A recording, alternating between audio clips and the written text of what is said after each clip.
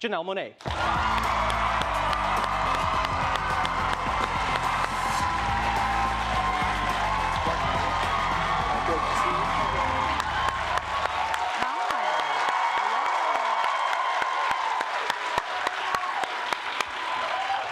Welcome back to The Daily Show. Wow.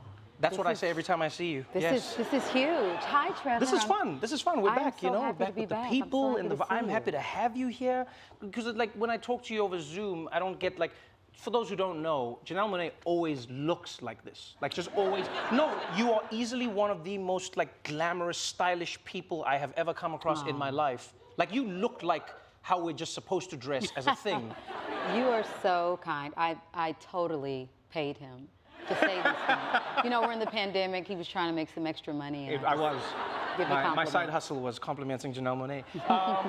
Welcome back to the show. How is life? How's everything treating you? Because you are one of the few people I know who just seems to excel in everything you do. Music, you excel, and it's your own type of music. It's your own vibe. It's different. It's not easy, you know. And then movies, you excel. Everything, Hidden Figures. I mean, now you're going to be in the new Knives Out. It's just like your life is a dream, and now a book that's already got starred reviews. Well, tell it to my therapist because clearly, there's a lot of things that I have to fix according to them. I'm amazing. Yeah? I'm amazing, man. I'm gonna say that.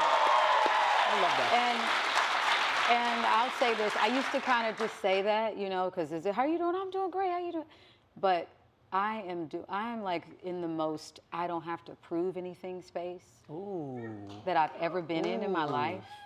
Yeah, and it took me a while to get there because, you know, as public people, we try to inspire people with our words, but I don't feel like I was really living what I was saying. Oh, I like that. I wasn't really believing in it myself. I was saying it, it was helping other people, but I had to do some deep healing during the pandemic. I was dealing with a lot of rejection and abandonment issues just from like my childhood, things that I had just kind of kept in me and they were just coming to the surface. And I think one of the things that the pandemic has done is forced us all to go in, stay to sit with in. ourselves, right? Yeah, and so I'm at this place where like, I'm ready to celebrate. If we're not talking about vacations, I don't want to talk. If we're not planning a vacation, it's just like, what are we doing? We are supposed to be living our best lives. I'm young, I'm creative. Hey, right? No, seriously, like we're supposed to be living our Earth's experience in the best possible way. And I think when I first started my career, I was really serious. I have to prove a point. Yes. I have to prove that just because I look like this, I can do this type of music. Right. I can say these things. I can talk about science fiction. I had a lot to prove. But now, man, I'm floating. We feel it. I love that. That's beautiful. You know what? It's interesting because you start to feel that with artists when they hit that groove, you know? Because I think everyone goes through a phase of you have to prove, you know? Yeah, because, I'm sure you understand that. Oh, yeah, definitely. Because initially you're going, will I keep the job? Do I belong here? There's imposter syndrome. Over time, you develop a trust, yourself, the audience, your experiences. The book feels like the perfect representation of that for me because I knew that you liked science fiction. You know, I mean, like, you know, your albums, for instance, your music videos, you've never been afraid to say, like, I like science fiction, but now you wrote a book of short stories, and I was like, oh no, Janelle Monáe loves science fiction. Because you co-wrote with some amazing authors. Yes. Let's start with that. How did you even begin this process of going, you know what, I want to write like a future book? So this short story collection is from the soil of Dirty Computer, my album that came out in 2018, and I released a film with that, and I knew I had more to say. Sat down in the pandemic, 2022. Excuse me, look at me, don't even know my dates. I'm from the future, sorry, excuse me. I sat down in the pandemic, 2020. Right. And I finally said that there's more. And, you know, I was on mushrooms and I just came up with all of these thought experiments, you know, where I was like, what if there was this black woman, she was a memory keeper of this city. She knew all of the people's memories before they were cleaned, before their identities were wiped clean. And she wants to fall in love. What does that mean when you want to fall in love, but you know everybody's secrets? Ooh. That's the first story. What does that mean? So that's the first one. It's called the Memory That's just Librarian. the first story. Imagine that. First, you see, you're already like, ooh, first story. Yeah.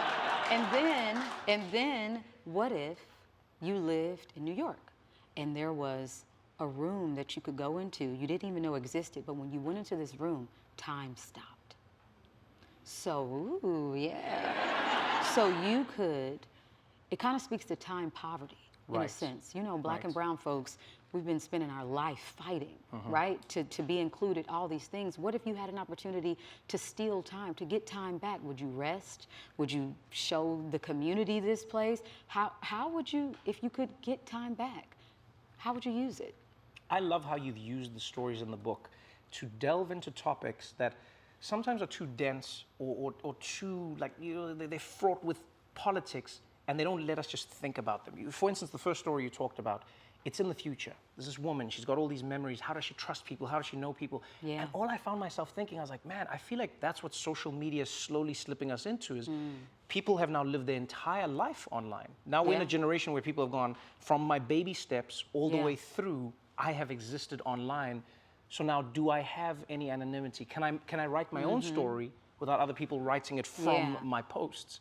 Yeah, I mean, I think that, you know, social media is a virtual reality. It's a whole nother world. Like, people create and we curate the type of people that we are. I think being human, in my opinion, is performative. I'm performing a version of what I think Janelle Monáe should be. Damn. I told you I'm from the future. Yeah, so no. It gets deep. It gets deep. It's all feedback. We're getting feedback from how we should be, what we've seen we didn't like. And it's like, now I'm this person because of that information. But that's a whole nother story. I think you're right. I think that there is some gathering done there with our memories. And with this book, I'm just challenging everybody to be their own memory librarian. Like, I started to look at my life and I started to think about, man, I wasn't in the moment in so many ways. Yeah. I was so in the future here for like the majority of my career. I was in the future. And so how can I create memories now?